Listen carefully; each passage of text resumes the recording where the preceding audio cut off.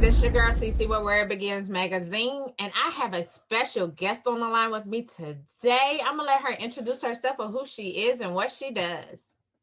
Okay, Sissy, thanks for having me. My name is Sheila O. I am the host of Afrozons with Sheila O. Afrozones is the only nationally syndicated Afrobeat show in the United States of America. It's also syndicated in some parts of Africa. It has a TV division called How Far with Sheila O that airs in over 44 African countries on prime time. And also, I'm a booking agent. That's me all in a nutshell. Wow, congratulations.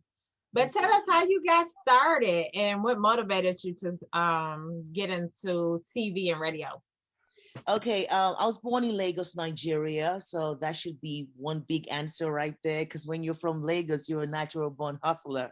It's like being from New York, you know what I mean? So, Yes. born in Lagos, Nigeria. I grew up in England, went to school in England, no, university and everything else. That's where I spent most of my formative years. While I was there, I joined the Mobile Awards organization run by my big sister, Kanye King. It's the music of Black origin. It's an award show out there in England. I joined there as an intern and, of course, worked my way up and became a part of the establishment. And then I realized that a lot of A-list artists weren't going back to Africa for concerts and stuff like that. I was like, there's this gap that needs to be bridged. And we can only bridge this gap by, introducing acts to Africa. So I started my company, Zones PR, a PR firm, a booking firm, and it was taking artists to Africa. And it became real successful. I give God the glory. Got my first shout out on Forbes when I was much, much younger. And then I got married, moved to Chicago, came to the United States. I'm like, hold on a minute though. Do they know what Afrobeat is doing in Europe? Afrobeat is popping, And I realized that A-list artists like Beyonce had done, she did an album, The Gift, dedicated to Afro beats, where she featured key Afrobeat artists as well, But then just to take us a little bit back in 2017, I was able to pitch the show to Power 92.3 Chicago, one of the biggest stations out here in Chicago. The station that found Chance the Rapper, found Kanye, real major station, but they do their own thing. So I thought they would see my vision, and they did. So they took my show on, and now 4 years later, we're still on Power, and now the show is nationally syndicated in more markets in the US of A. So that's That's amazing. Thank but you. Tell us a little bit about the journey. Like, tell us like the challenges that you had. Oh my God. I mean, like every other female, the fact that I'm a female with two breasts and everything, I had my challenges, you know what I mean? Like, Right. First and foremost, being taken seriously sometimes was a challenge, being a woman, having to take time out to be a mother was a challenge. Men don't have to go through that. They don't have to give birth and stuff. So they keep pushing their careers. Women, unfortunately, actually, fortunately, what am I saying? Unfortunately, fortunately for us, we have the best of both worlds. We get time to be mothers and have our kids. And of course, we have to heal. So we take time out of our careers. That's a big challenge, trying to make sure that you don't lose your footing in the industry, that someone else don't come and take over, and then you're starting from scratch. Have to deal with that. Sexual advances, most females have to deal with that. You go into a studio, you're just trying to hear an artist track because you want to do the PR, you want to tour the artist, but then you start to get advances, So a lot of things are being faced when you're female. So I think my challenges have just been the fact that I'm female, but it's also been my strength. It's also made me learn to overcome situations. It's also made me more patient, and it's also given me a bigger vision. Because when you're able to, bring that check in, bring that bag in, have your kids ready for kindergarten, do this, do that, multitask, have dinner ready, your brain is working 360 and so is your business mind. So it's, I've been able to balance it out. So yes, that's what I've been going through and still going through. But my most recent challenge now isn't because I'm female now. It's now because I'm pushing a genre that is trying to break into the United States, and that's Afrobeats. We picked up 5 Grammy Awards recently. The genre picked up 5 Grammy Awards, in different categories. So we're growing, but unfortunately, not every PD program director is as advanced or as open-minded as the guys we have here in Chicago upon and 2 or Houston or the markets that actually have our show. So I'm still out here pushing and preaching the gospel of Afro beats, Right. Yeah. Let me go back. So for people that don't know what Afrobeats is, can you explain to us what Afrobeats are? Okay, Afrobeat is a sound of music that is the African sound. So I think it's the first sound of music because, of course, we're all Africans. That's the first continent, the biggest continent, and where we're all from. Afrobeat started in West Africa, in Nigeria, by King Fela Kuti, who's also going toe-to-toe right now for the Hall of Fame with Tina Turner. I think Tina Turner just overtook him. She's number 1, he's number 2. So Fela started Afrobeats, without an S, Afrobeat without an S. So of course, the other genres of music in Africa, like the high life, house music and all the other music that Africa encompasses. But Afrobeat was originated from West Africa. So today's Afrobeats, which is run by the likes of Wizkid, Burna Boy, Tiwa Savage, Salty Soul, different artists, but Manifest, Stonebwoy, just so many artists, is Afrobeats with an S. So basically, there's a new sound that's coming out from the motherland. It's also fused into Amapiano, which is another sound of music that's coming from South Africa. It's under Afro House. So let me say this: Afrobeats is a fusion of different beats and sounds coming out of the motherland. That's what it is. That's the best way to explain it. Okay. So tell me where you see yourself in the next couple of years. What's some of your goals? Wow. Doing great things, not giving up, keep pushing the boundaries. A lot of things that we do here at Afrozons has been the first of its kind. And sometimes it's really hard when you're the first because there's really no one else that you're trying to look up to or emulate or whatever. You don't even know the limits to what you can do.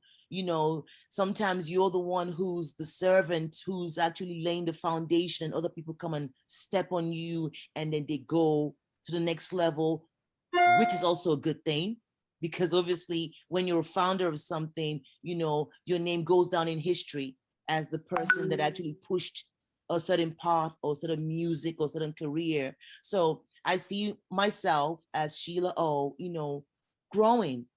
I see myself having more markets to play Afro beats, nationally syndicating more markets in the US. I see my TV show that's doing so well in Africa, always number 1 on Twitter. I see that transitioning nicely and coming into the US because that's a show where I go one-on-one with musical geniuses, entrepreneurs, forward thinkers, the powers that be. I just get them to spill the tea. And people that love Afro beats or love Afro-Caribbean music get to, listen to this, to the styles that they like, and they see what makes them tick and, how they got to where they are today. So my platform creates that inside view. And I also see my platform be more of a tool to help bridge the gap with African Americans and Africans.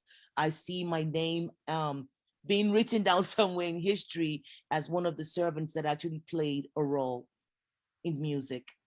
Okay. Yeah. I'm loving it. I love your energy. I love it. Thank you. I love it. But how do you pick your categories and making it into the top charts? Like, how do you, on your show, you said you do it by categories and then you have the top charts. How do you pick those to be number 1, number 2? How do you rate them? Okay, it also stems back to what I said about being the first. There's never been an Afrobeat chart in the US. So we were the first to create an Afrobeat chart in the US in partnership with Mixcloud. Mixcloud is well known. They're UK based. They're like the US SoundCloud. So what we do here on the Afrozone show is we try to be very accurate. They say men lie, women lie, but figures don't lie. So we try to play around with numbers. So we depend strongly on Nielsen's, the Nielsen's figures, the BDS scans, how many spins the song's getting on radio. Then we look into your Spotify, we look into your social media, not the social media of IG, but the music side. I'm talking about the iTunes, the Spotify, numbers like that. So we look at all that and we use that to curate a chart. And whoever is the highest on that chart is, that's how we rank it 1 to 10. And then we put that out there as a way to also expose the music and expose the talent. And of course, honor the talent as well, to let them know that, man, you're doing good, man. Your song came out like the whiskey track that came out with Drake. It was playlisted everywhere. We were the first, of course, to play it, because it's Afrobeats. But then I guess the affiliation with Drake made iHeart and some other stations, Radio One, actually put the spins on it. So we will go out there and count all those spins. It's very easy for us to get it from Nielsen's or from the BDS spins. And then that's how we put it together. So it's not really about favoritism for us, unfortunately, because we have some parts of the Afrobeat world, they say things like, well, we're never on the chart. You have the same names. Unfortunately, these are the numbers. So these are the ones breaking the U.S. Interest. Let me use the word, the U.S. interest, where you hear their songs in clubs, you hear their songs on radio, and they're songs that the U.S. market is exposed to. So they get on the chart. Gotcha. Wow. That is so amazing. Well, what has been one of your memorable accomplishments that you've had? I mean, one of them is the one I'm actually dealing with right now. First of all, I'll say having the show here in the US has been a big accomplishment for me, because I don't want to measure accomplishment with success. I want to measure it with challenges. When you're doing something that's never been done before, that's an accomplishment. So being the first to have this syndicated show is a big deal for us here. That's one. And then secondly, also playing a part in the year of return with Ghana.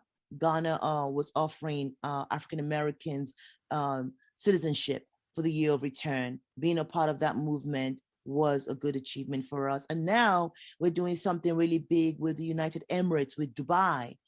We get to fly away over 100 people for free to Dubai for 6 nights, with a lot of other celebrity friends of mine in attendance. So all this is just because we have a platform that most clients or countries feel that we have direct access to African Americans and Africans in diaspora. So yes, these are big achievements that we're very proud of and we're working really hard towards. Okay. I love it. Congratulations. You're doing so much. Thank you. Thank you, Queen. Thank you. Yes. Is there any upcoming events or anything that you would want to share with us that you have going on that you would like to tell us? Oh, of course. I mean, like I just mentioned the Dubai event. We're going to have more on that once people follow our platforms, Afrozons platform or my personal platform, Sheila O Zones. There's going to be a lot of information on how best to get those free tickets to go to Dubai, and also how to get discounted package deals. Dubai is on most people's bucket lists, right? Mm-hmm. So, but then people think, oh, it's such a luxurious place, it's not affordable. But through us, we're able to put together packages in partnership with the United Emirates, the tourism department of Dubai, to make it affordable. Because the way they see it in Dubai is, well, we go to Mexico, we go to the Caribbean, but we don't come out to Dubai, or we don't even come out to Africa.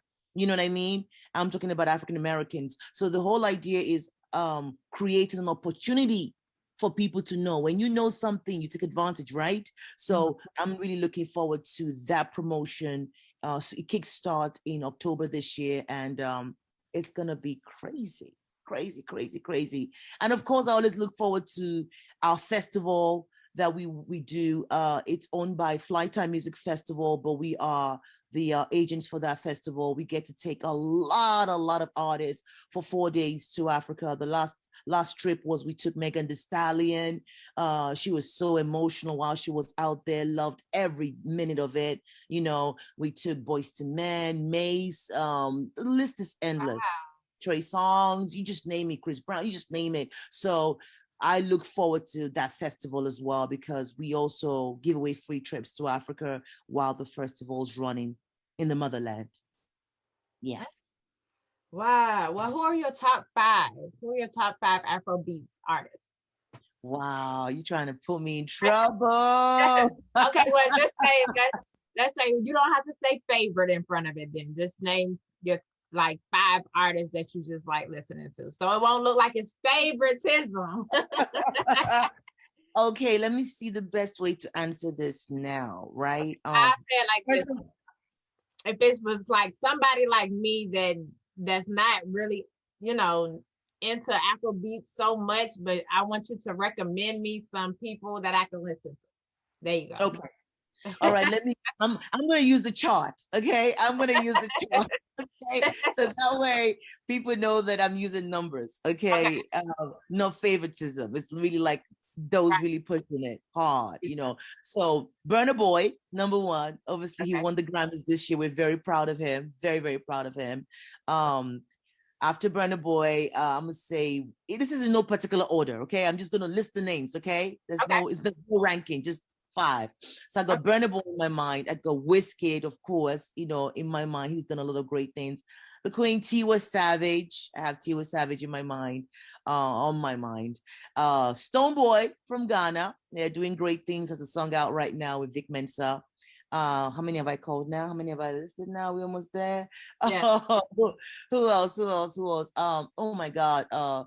Top rappers like Manifest. He's a really strong rapper from Ghana. And then I think a fifth one will be let me go to another country. Let me go to Tanzania. Let me go to Diamond Platinum. So yes, I tried. Oh yeah. And also there's my crazy girl. She's so good. Busiswa. She's from South Africa as well, doing great things. So yes, but I love them all. Okay. I was looking on your page and I seen that you explained the four types of wealth. So can you share that with us? The four types of wealth and what you mean by it? Okay, you need to help me because I'd be posting a lot. So if you just tell me, list them, I'll define them for you. It was financial, social, time, and physical. Okay. Financial wealth, obviously, that's the money we earn. You know, we get a paycheck for what we do, no matter how big or small. Time. Woo. Time is, sometimes people don't understand that giving people time is money and is also wealth. And also you have to protect your time. It's an energy you need to protect, because I read somewhere, and I love that saying where it says, I wish I could actually invoice people for wasting my time. You can't invoice people for wasting your time. Time is money. Time is it's precious. So that's a form of wealth. So when people give you their time, please acknowledge it. Don't think it's not a buck. So it's not a buck, so I don't care. It's sometimes way more than a buck. What was the other one I said? So I said, let's talk about time. Social and physical. Social relationships. Like, look at me and you now. We're having this beautiful meeting because we have a mutual friend, you know, and now I'm gonna be honored to be a part of your magazine. You know, well done for that.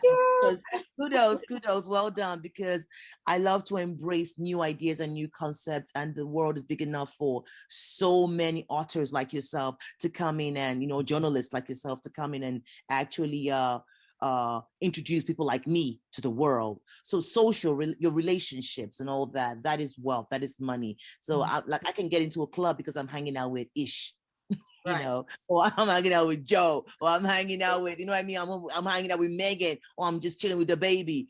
Forget who I am. I'm in the crew. You gonna let me in. So social wealth, you know. And then what was the last one? Physical. That's the one I feel woefully in. You gotta work out, man. You gotta invest in your body.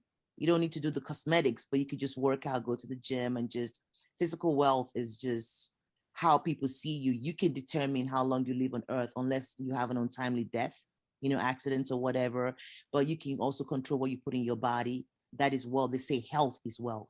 In fact, I think that's the biggest wealth, isn't it? They say health is wealth. Yeah. So yeah, that's physical health. Yeah. Okay. I got one more question for you and I'm finished. So the last question I have is, what advice can you give to other leaders and entrepreneurs? Never give up. Never give up. The grass always looks greener on the other side.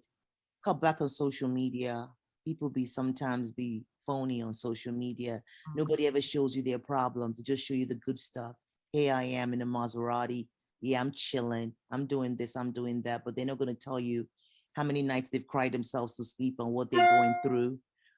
So be appreciative of your own achievements, no matter how little it is. Just give God the glory for that, because you're actually doing better than somebody else. I don't know who, but somebody else, you know. So sometimes we're so hard on ourselves that we don't appreciate things. Also, give yourself time and patience, because sometimes you're so in a hurry. You're so in a hurry. You know, they say only fools rush in, so don't be a fool. You know, you're so in a hurry. Your time will come, and when that time comes, no one can take that away from you. And pray, pray, pray, pray, pray, pray. Without God, without Jesus, without Allah, you know, whatever your religion is, without the higher being, which is God, there's really nothing for you. So put him first in everything you do, and everything else will fall in line. Amen to that. Thanks for that. But just tell everybody where they can follow you. Okay, guys, so check me out. It's Sheila O. It's at Sheila O Zons, and that's SheIlaOZons. And of course, the parent company is Afrozons. It's Afro. Afrozons. So check us out on all social media platforms. Check us out on YouTube as well, on Afrozons Radio. And we're here. We're here bridging the gap and pushing the gospel of Afro beats, where Afrobeat meets hip hop. Awesome. Well, I want to say thanks for interviewing with me today. I appreciate you.